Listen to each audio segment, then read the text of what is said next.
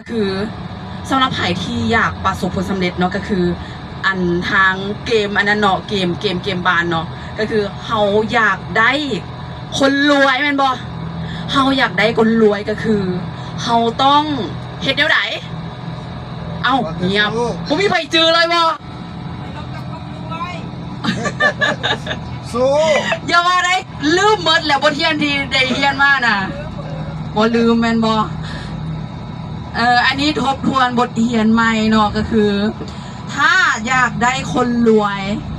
เฮาก็ต้องบ่ตื้องอเพราะว่าคนรวยมันมีอีโก้สูงอยู่แล้วเพราะฉะนั้นก็คือถ้าอยากได้คนรวยเฮาต้องเฮ็ดจังใดเขาต้องบ่ตื้องอขอขายเขาต้องใจเย็นๆแต่ถ้าอยากได้คนกลางก็คือเฮาไปบอกต่อเลย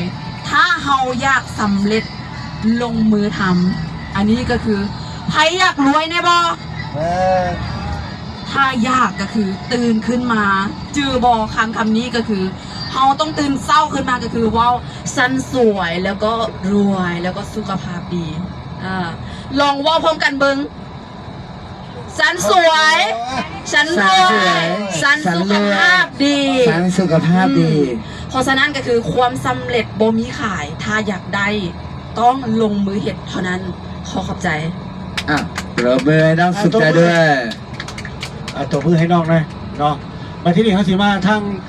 ขวบมือเขาได้ป่ะเนี่ยน้องสาวนี่เขาดีสู้ที่ไหนเนาะสู้ที่ไหนน้องล่ะจันแสงลุกหน่อยน้องจอมแสงเนาะโบกล้าเฮ็ดกล้าบ่ได้มื้อนี้ขันบ่เว้ามื้อนี้เฮาสิลงรถเลยเฮาได้สิลงรถเองมาลุกขึ้นเว้าจักคำสิให้น้องรายงานตัวแล้วก็ขับย้อนต่าง